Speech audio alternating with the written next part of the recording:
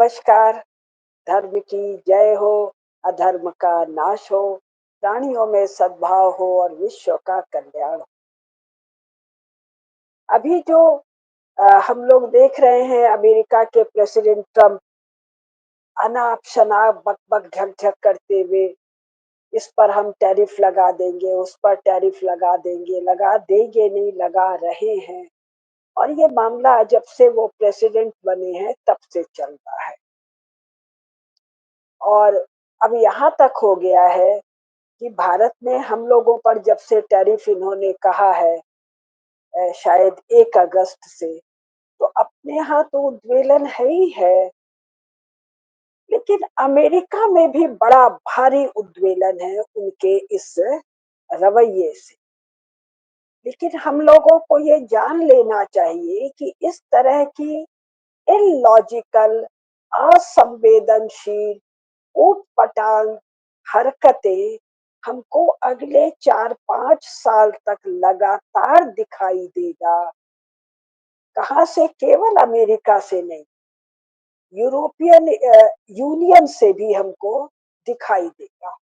और इसका कारण है उनका डिक्लाइनिंग रेट ऑफ ग्रोथ। और ये डिक्लाइन, जैसा कि मैंने पिछली वार्ता में बताया, बहुत पुराना है। अब क्योंकि हम भारतीयों को ये बातें पता नहीं है, तो सुनने वालों को स्वाभाविक है बहुत आश्चर्य होगा। इसीलिए मैं सीधे पुस्तकें लेकर बैठी हूँ और पुस्तकों से सुना रही। ये जो यूरोप का उभार था, ये हम लोगों को क्या, सारे विश्व को ही चकाचौंध कर दिया। तो चकाचौंध करना भी कोई अस्वाभाविक नहीं था, स्वाभाविक था। क्योंकि दलदल में पड़े हुए एकदम घिनौने से प्राणी यूरोप में दिखाई देते हैं, और दिखाई देते देते भारी पड़ जाते हैं।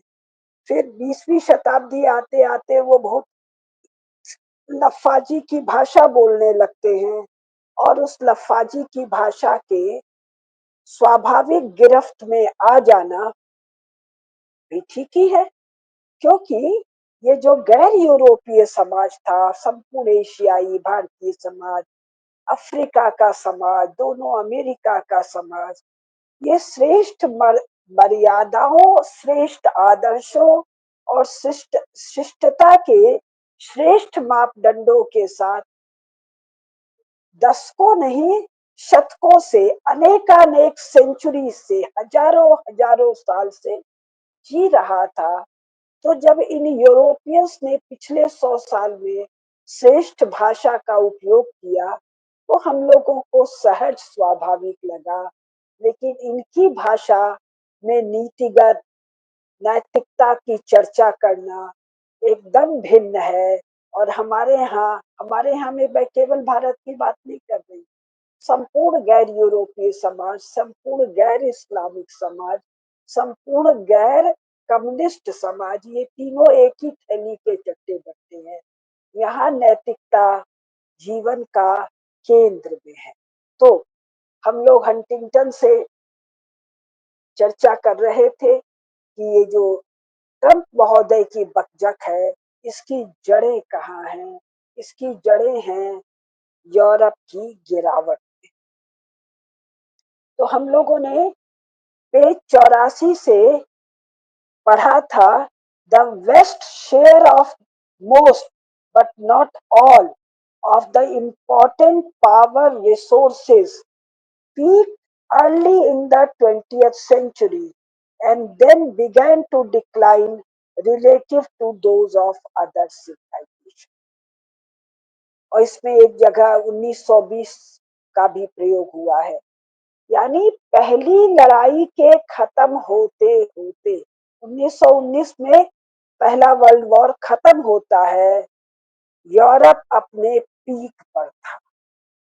अमेरिका तो गिनती में नहीं था, लेकिन वेस्ट जब कहते हैं तो उसमें यूरोप और अमेरिका दोनों शामिल है। कनाडा, ऑस्ट्रेलिया तो आज भी गिनती में नहीं है। तो यानी 1920 पहले लड़ाई से आज 1925, 100 साल से अधिक इनका गिरावट है और अन्य सिविलाइजेशंस का या अन्य देशों का या अन्य सभ्यताओं का, अन्य समाजों का जो गिरावट हुआ था, वो पुनः संभल कर उभार शुरू। तो ये शुरू में तो दिखाई नहीं दिया, गिरते गिरते भी वो बहुत अधिक थे, हम उठते उठते भी बहुत कम थे। कहाँ पर? वर्णन में, नरेटिव में, वास्तविकता में नहीं। वास्तविकता में ये तब भी कम थे जब अपने पीक पर थे, हम तब भी अधिक थे जब हम एकदम गिरे हुए थे। इस पर मेरा एक भाषण बहुत विस्तार से सत्योलॉजी चैनल पर है। मैं कभी प्रसंग आएगा तो धर्म मीमांसा पर भी कर। 1970 तक, 1970 भारत का बहुत खराब स्थिति है, न्यूनतम स्थिति है, सबसे निचली स्थिति है उस समय का एक एवरेज भारतीय। और 1970 यूरोप का पीक है। 1920 के बाद 1945 में गिरे हैं, 1945 में गिरने के बाद मार्शल प्लान के बाद खड़े हुए हैं।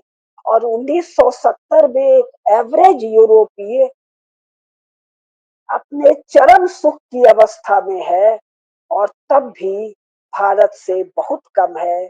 किंतु नरेटिव में वो हमसे बहुत आगे हैं, हम उनसे बहुत कम है। कैसा नरेटिव? 2024 4 जून या 6 जून याद कीजिए, जब रिजल्ट आए थे चुनाव के, जीती भाजपा थी, हल्ला ऐसा मचा कि जीती हुई भाजपा तो मानो हारी हुई है, मुंह लटका के बैठी हुई है, और हारा हुआ इंडी अलायंस या अपोजिशन मानो जीता हुआ है। और ये सबके चित्त को छू गया था। मेरा तो मन खराब होते होते तबीयत ही ढीला हो गया था। 2 जुलाई को जब पुनः नरेंद्र मोदी, हमारे प्रधानमंत्री, आदरणीय प्रधानमंत्री, पार्लियामेंट में इन दुष्टों के सामने दहाड़े हैं इनकी भयंकर अशिष्टता से, तब लगा अच्छा अच्छा ये तो नरेटिव है। याद आया जीती तो भाजपा ही है। तो नेगेटिव का एक बड़ा खेल है, आगे और चलेगा। तो इसके लिए गंभीर जानकारियां महत्वपूर्ण। तो मैं पुनः हंटिंगटन से बताऊंगी, फिर मैं आप लोगों को कापलान से बताऊंगी, फिर मैं आप लोगों को थोड़ा सा बताऊंगी आज यूरोप, नॉर्मन डेविस से। तो ये कहते हैं, अब मैं थोड़ा तेजी से पढ़ रही हूँ, आप लोग भरोसा करेंगे ही, पुस्तक से पढ़ रही हूँ, पेज संख्या 84, कि सन 1900 में वेस्ट, वेस्ट मतलब यूरोप प्लस अमेरिका, कंपोज रफली 30% ऑफ द वर्ल्ड पॉपुलेशन। 30% था दुनिया में, 70% दूसरे हैं। और इनका कहना है कि ये घटते घटते 13% हो गए जब हंटिंगटन पुस्तक लिख रहे हैं। और 2025 जो अब चल रहा है, इनका अंदाज है ये दुनिया में 10% मात्र रह जाएंगे। कौन? संपूर्ण यूरोप और संपूर्ण अमेरिका। और उसके बाद इनका पॉपुलेशन का ढलान और तेजी से होगा और दुनिया, शेष दुनिया करीब 90% होगी। Quantitatively, Westerners thus constitute a steadily decreasing minority of the world population. और उसमें भी जो खास बात है जो मैं बिना पढ़े बता रही हूँ, वो ये है कि इनमें इस 10% में जो वर्किंग पॉपुलेशन है, इसका कंपोनेंट बहुत ही कम रह जाएगा। और एक उनके अनुसार अत्यंत डरावनी पिक्चर है, वो ये है कि वहाँ वर्किंग पॉपुलेशन जो है वो अफ्रीकन होगी और मैक्सिकन। मैक्सिकन को ये हिस्पैनिक कहते हैं। और अफ्रीकन जो ज्यादातर इस्लाम में कन्वर्ट हो गए हैं, ऊपर ऊपर से कन्वर्ट हो गए हैं, यूरोप में उत्पात मचा रखे हैं। वर्किंग पॉपुलेशन में इनका share, white male population, white female population का शेयर और कम हो जाएगा। ज्यादातर बुढ़े होंगे, बच्चे नहीं के बराबर।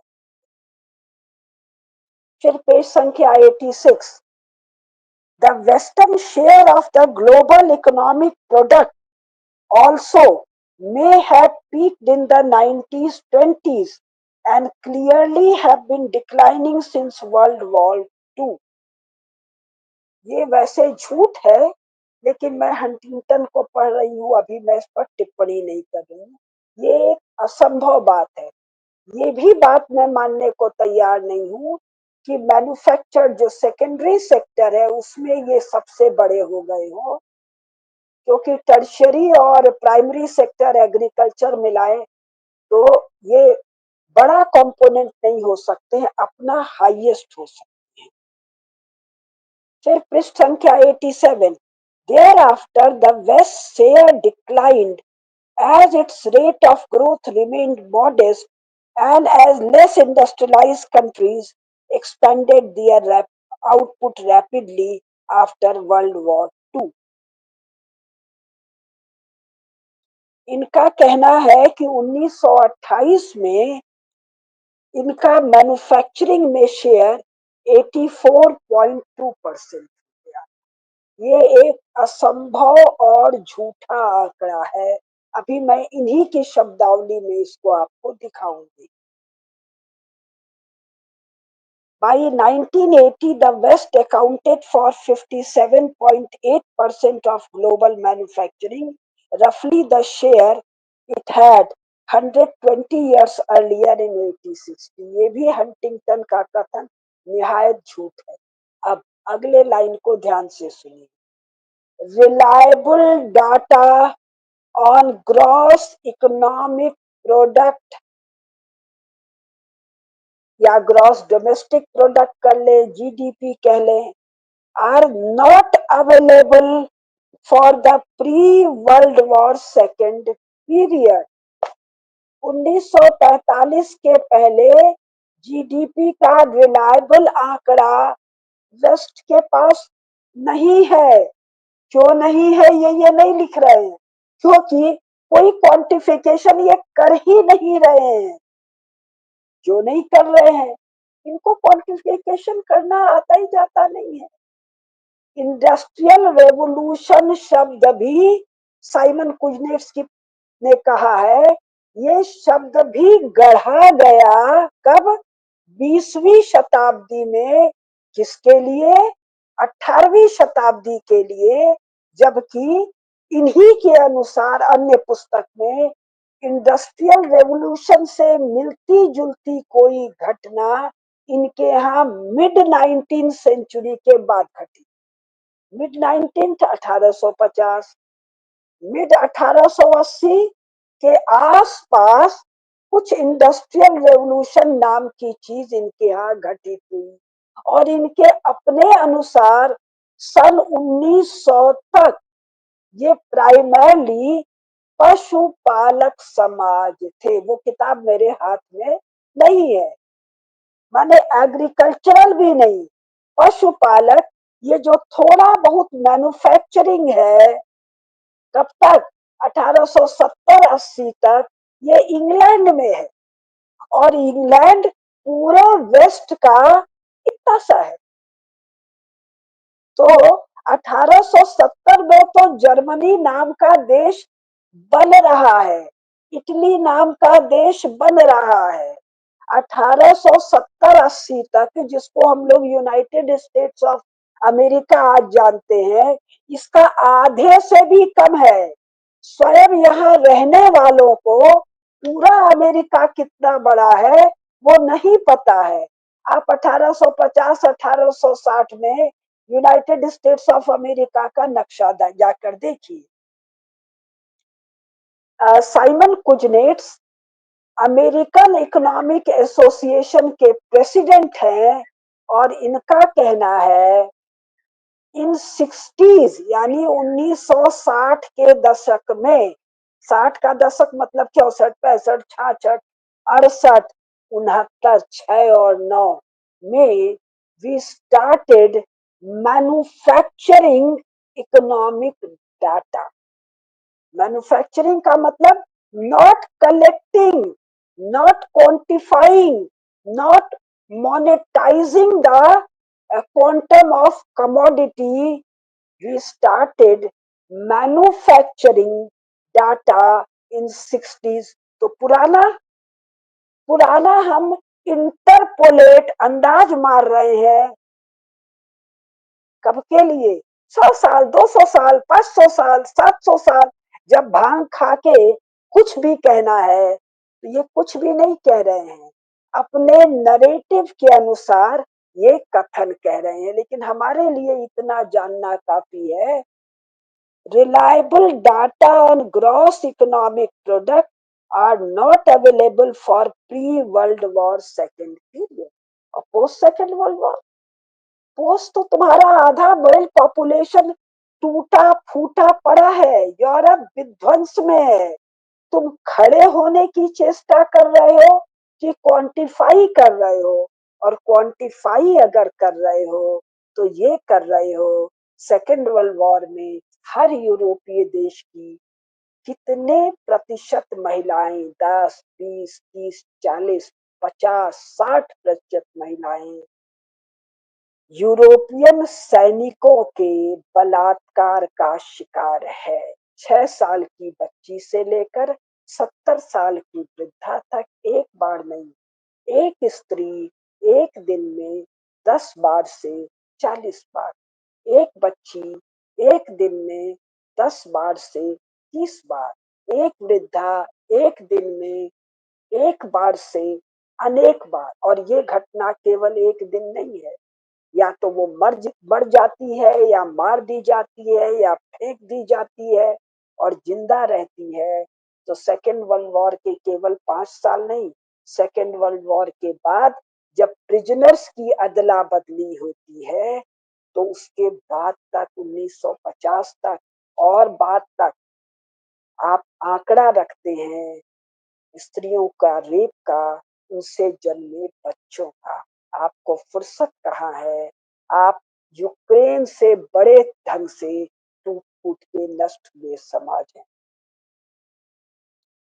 अब वो कह रहा है इन नाइन हंटिंगटन कह रहे हैं पृष्ठ संख्या 87 पर, इन 1991 अकॉर्डिंग टू अनदर एस्टिमेट, 1991 में भी एस्टिमेट है, अंदाज है, क्वांटिफाइबल डाटा नहीं है।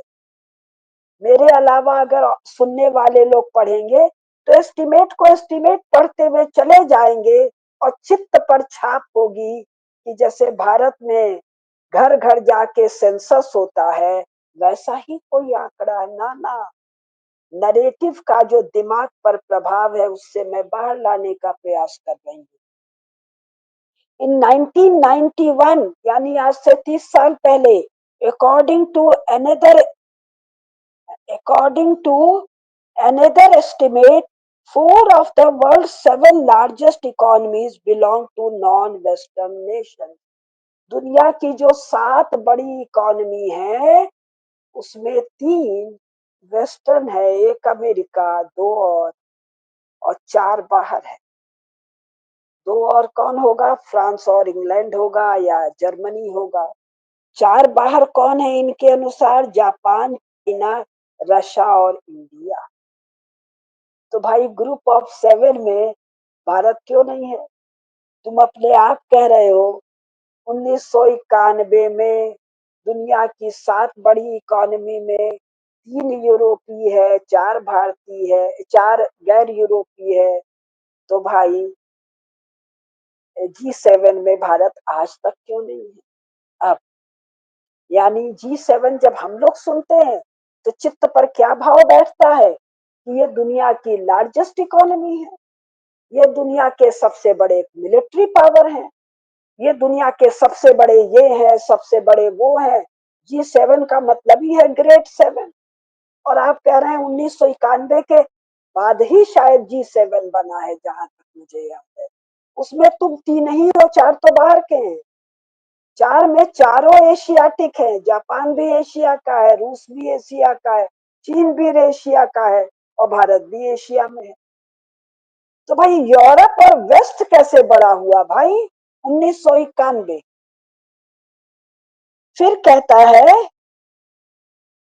92 में, United States had the largest economy in the world and the top 10 economies included those of 5 Western economies plus the leading states of 5 other civilizations. In 2020 यानी 5 साल पहले पॉसिबल प्रोजेक्शन, अरे तुमको 1990 का ही कुछ पता नहीं है तो पॉसिबल प्रोजेक्शन तुम्हारे में कितना दम है फिर भी।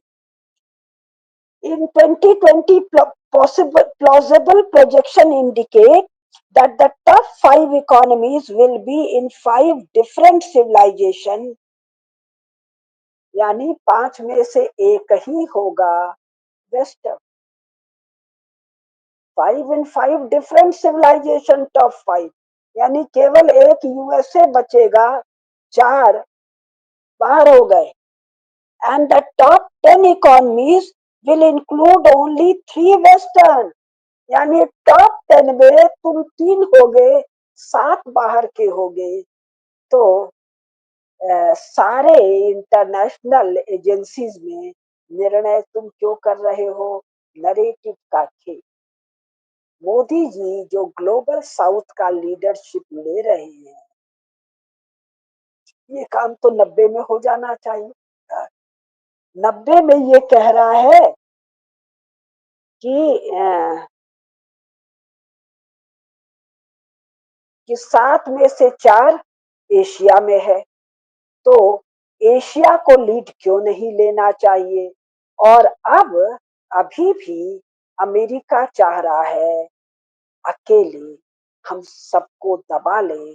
मोदी जी इसको रजिस्ट कर रहे हैं, तो इसका परिणाम सुखद सफल निकल रहा है। ये मैं आपको हंटिंगटन के 30 साल पहले छपे हुए पुस्तक के आधार पर बता रही हूँ।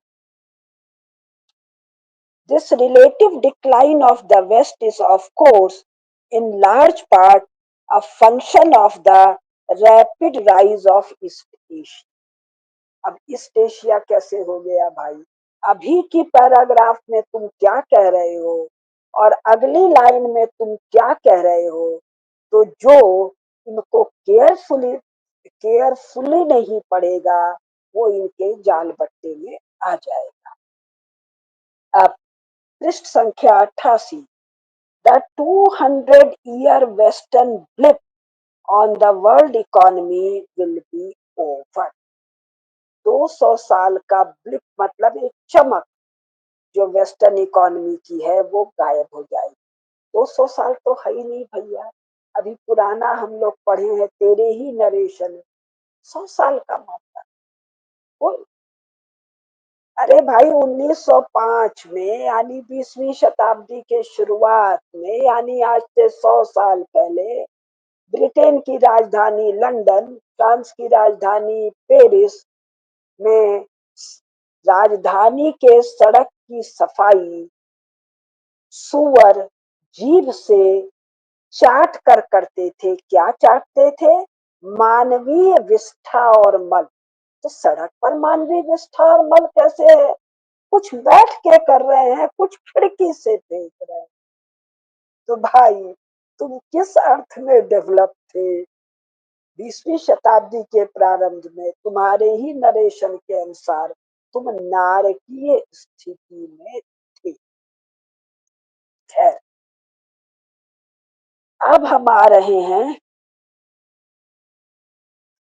मैं ये उन लोगों के लिए चर्चा कर रही हूँ विस्तार से जो आगे के एनालिस्ट होंगे, भविष्य के नीति निर्धारक होंगे, भविष्य के मीडिया और एकेडमिया के लोग होंगे, उनके लिए मैं ये जानकारी दे रही हूँ। फिर पेज 90 पर कह रहे हैं, इन सब ये सब कुछ होने के बावजूद overall the West will remain the most powerful civilization well into the early decades of the 21st century. Huntington, early decades, कुल 10 डिकेड होता है भैया। फर्स्ट हाफ भी नहीं कह रहे हैं कि it will remain most powerful in the first half of the 21st, ना ना, अर्ली डिकेड। तो हाफ का हम हाफ कर देते हैं।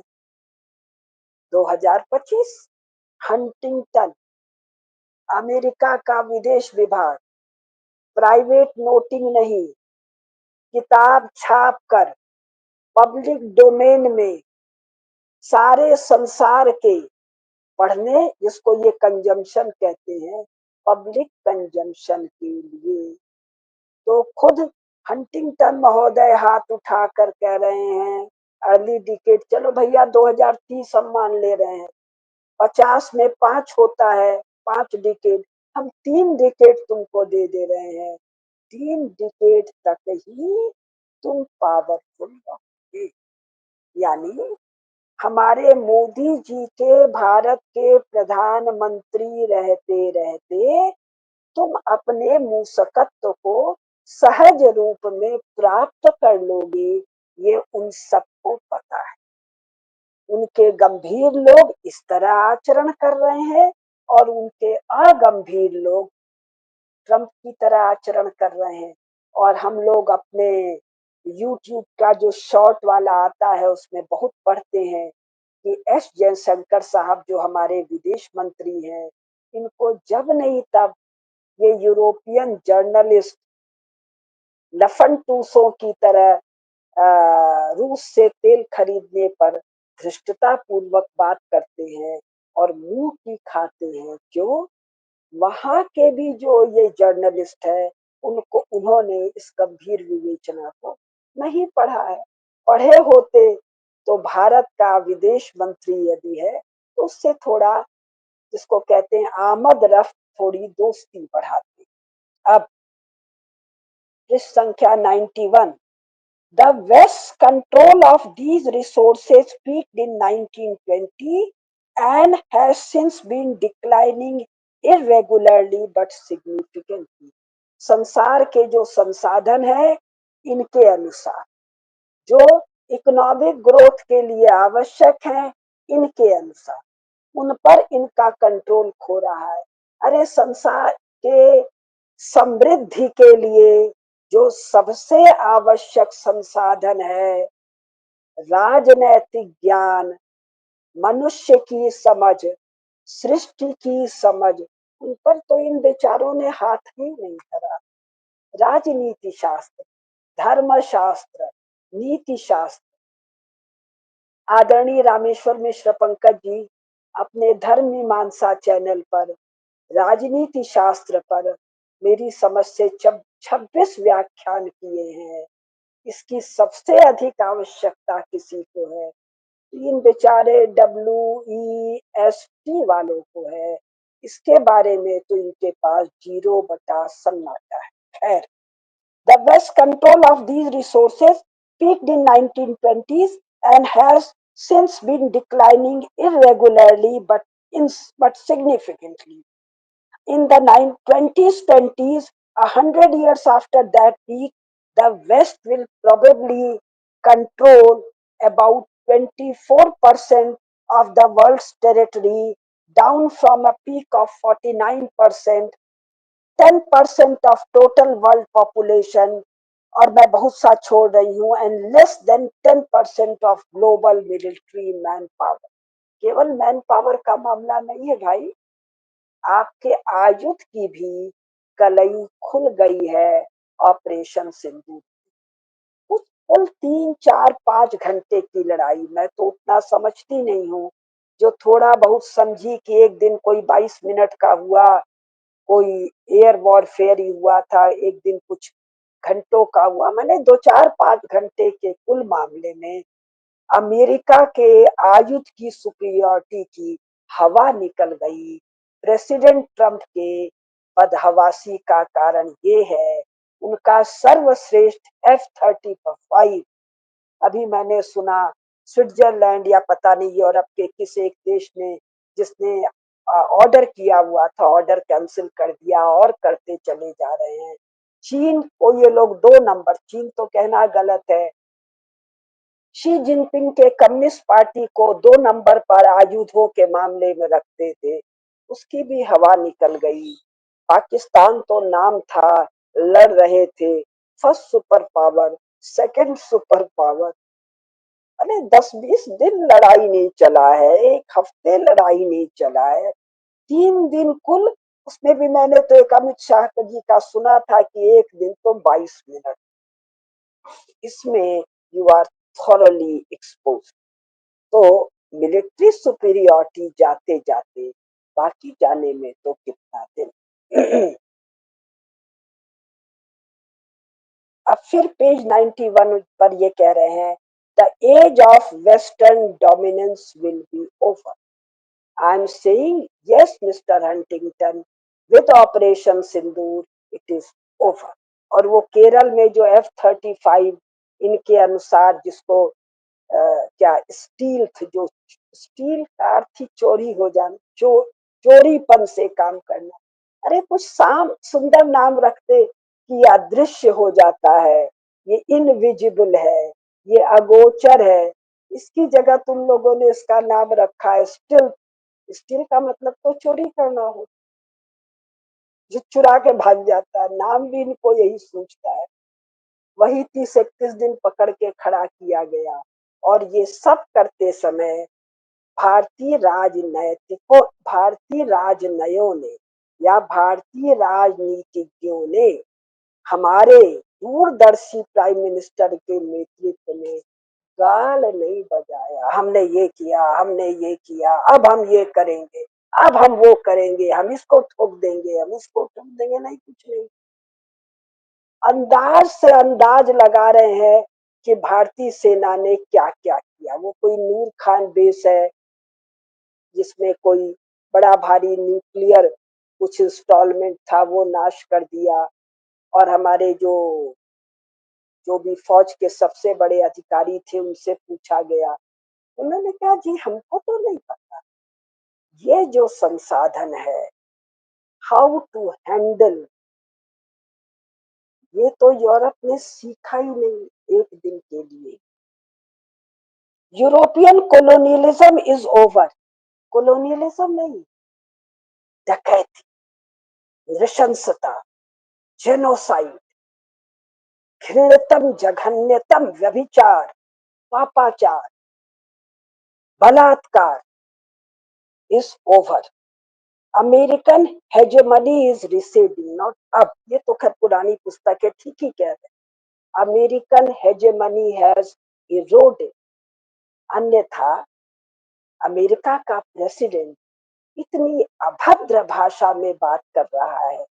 वो 60 या कितने हेड ऑफ स्टेट आ रहे हैं, तो अमेरिकन लोगों ने उसकी भाषा का उच्चारण किया। ऐसा उच्चारण तो हमको लगता है हमारे यहाँ सड़क के जो लफंगे गुंडे होते हैं वो भी अपने प्रतिद्वंदी के लिए जिस भाषा का प्रयोग न करें, वैसी घृणितम भाषा का उपयोग। मतलब क्या? You have lost it, over, your this has gone. The American hegemony is receding, 1996। The erosion of Western culture follows as indigenous, historical rooted mores, languages, and beliefs and institutions reassert themselves।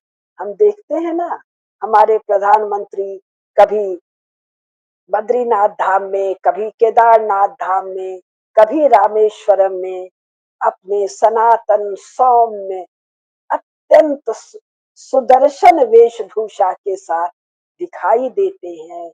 अपने तौर तरीके अपने ढंग से दिखाई देते हैं। क्यों? भारत के बल में भारत का सब कुछ एसर्ट करता है, दिखाई देता है। फिर वो कह रहे हैं, the growing power of non western societies produced by modernisation, नहीं भाई, is generating the revival of non-Western cultures throughout the world। मेरे YouTube पर, और आप लोग भी खोज खोज के अफ्रीका के लीडर्स को सुनिए, किस तरह वो रीअसर्ट कर रहे हैं। और वो कह रहे हैं कि हम आपको ये नहीं ले जाने देंगे, वो नहीं ले जाने देंगे, सोना है, चांदी है, बहुत सारे मिनरल्स का नाम हो रहा है, आपने ये अशिष्टता की, हम आपको ये अशिष्टता और करने नहीं देंगे। अफ्रीका का उभार तो अगले 10 साल में दुनिया देखेगी। मैं कब से अपने भाषणों में कह रही हूँ, अफ्रीका के उभार और मंगोलिया, मंचूरिया के उभार, अभी तक उसका एक भी चिन्ह मुझे दिखाई नहीं दिया है। दिखाई न देने का मतलब उसका न होना नहीं होता है। फिर वो कहता है 92 में, if a state's culture and ideology are attractive, बहुत ध्यान से सुनिएगा, others will be more willing to follow. Attractive, its leadership, and hence soft power is just as important as hard command power. What, however, makes culture and ideology attractive? They become attractive when they are seen as rooted in material success and influence. अभी मैं इस पर टिप्पणी करूंगी. Soft power is power only when it rests on a foundation of hard power. अरे भाई, जब मोदी जी के प्रति वैश्विक समाज इतना आकर्षक क्यों है? उसकी विश्वसनीयता, उसकी सौम्यता, उसकी कोमलता, उसकी विनम्रता, दुख के समय बिना मांगे उससे मिलना, अभय की मुद्रा, ये है सनातन धर्म के राज्य की भूमिका कहूं या राज्य का स्वभाव। तो तय बात है, राजा का ऐसा स्वभाव तभी होता है जब वो बल से आत्मदीप्त होता है। एक 100 साल के ग्रहण के अलावा भारतीय समाज और संसार भर का सनातनी समाज, एक दिन मैं हंटिंगटन के आधार पर ही बताऊंगी। 1990 में इसने आंकड़े दिए हैं, संसार भर में 70 से 80% का समाज सनातनी समाज है। 1996, जो हंटिंगटन के आंकड़े हैं, एक दिन मैं पढ़ के सुनाऊंगी। तो ऑपरेशन सिंदूर के पहले ही मोदी जी के प्रति ये जो तीव्र आकर्षण है, ये आकर्षण क्या है? राजनीति के विश्वसनीयता का, लफंगेपन का नहीं, टुच्चेपन का नहीं, गांधीर्य का, चातुर्य का, वाक पटुता का, मितभाषी होने का और आश्वस्तकारी होने का।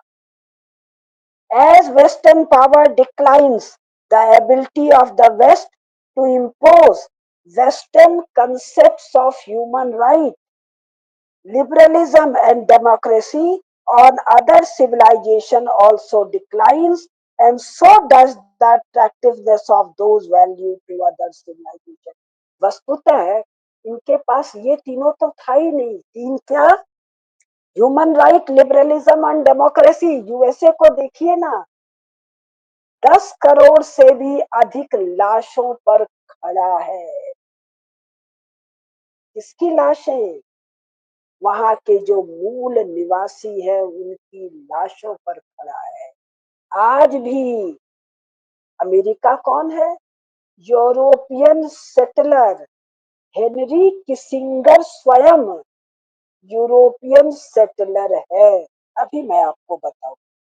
तो अब मैं इस किताब को रोक रही हूं और एक मैं उठा रही हूं। ये पुस्तक है यूरोप, नॉर्मन डेविस। ये बहुत मोटी पुस्तक है, मैंने 4 हिस्से में इसको बाइंड किया है पकड़ पाने के लिए। ये बहुत मेरे लिए काम की पुस्तक है।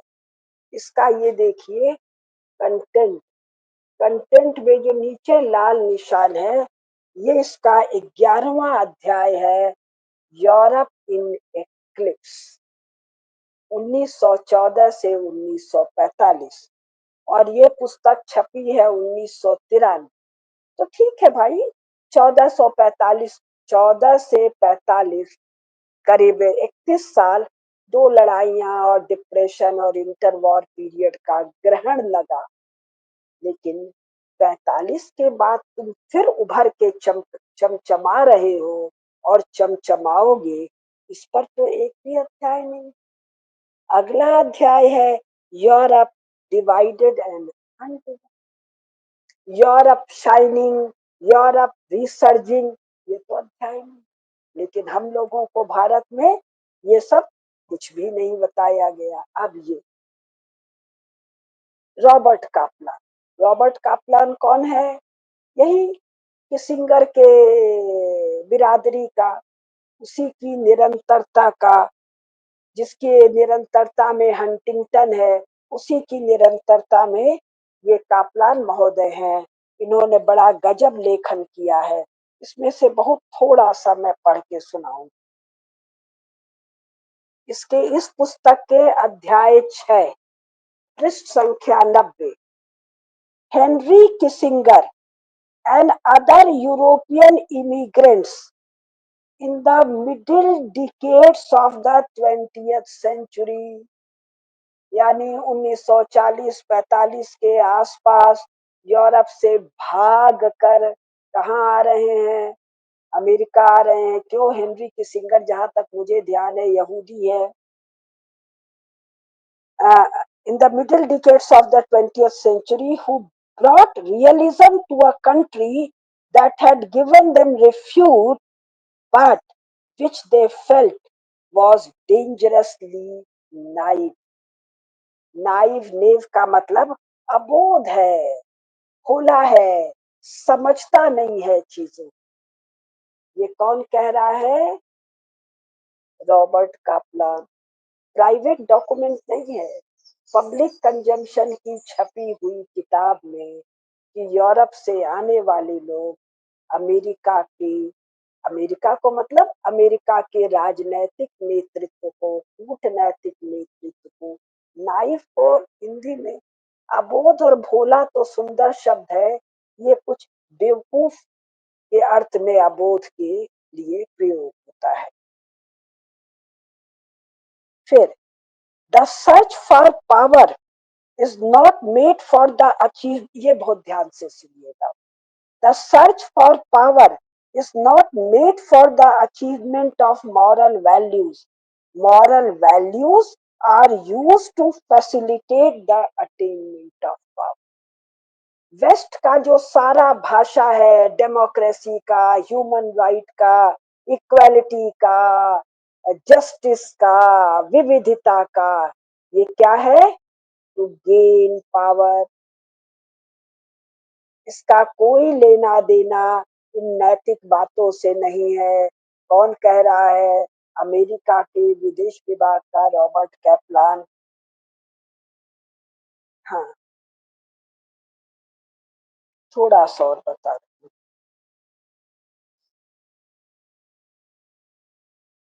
फिर एक बात वो कह रहा है, और ये पुस्तक भी छपी है, जहां तक मेरा ध्यान है 2010 में छपी है ये पुस्तक। अभी बता, ये पुस्तक छपी है 2012 में। 2012 में पब्लिक कंजम्पशन के लिए लिख रहा है, जो इनके प्रेसिडेंट ट्रंप को नहीं पता है। वो नेव है, अबोध है, मूर्ख है। मैं नहीं कह रही हूँ, ये लोग कह रहे हैं।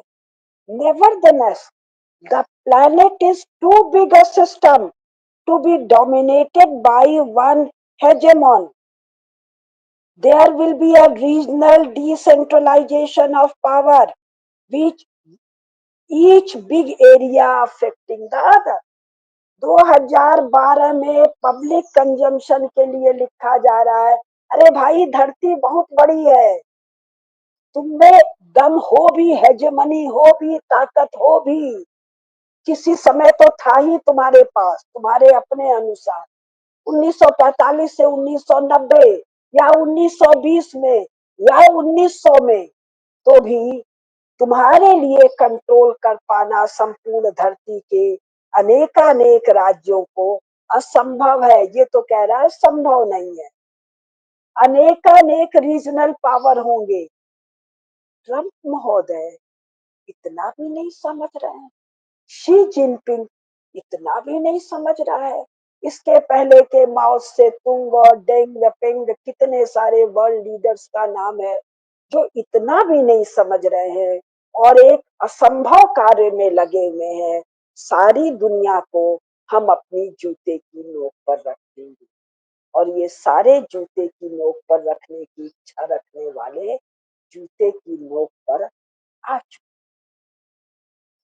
भारत में जो चक्रवर्तित्व का अवधारणा है जिस पर हमारे मोदी जी चल रहे हैं, सब अपना अपना योगदान करेंगे। सुरक्षा में भी, समृद्धि में भी, विद्या में भी, ज्ञान में भी, कूटनीति में भी, और सब उसका लाभ लेंगे। ये जो Bharat middle east European corridor बन रहा है, मोदी जी ये नहीं कह रहे कि मैं बनाऊंगा, मैं मालिक हूँ, मैं तय करूंगा। नहीं भाई, अपने सब लोग मिलजुल के बना लिया जाए और सब लोग को मिलजुल के इसका लाभ होगा।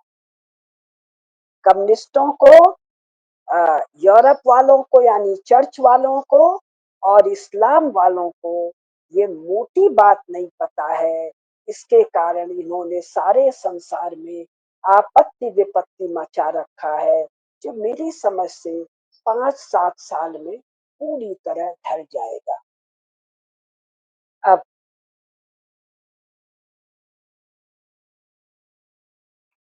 दो तीन चीज बस बताऊं।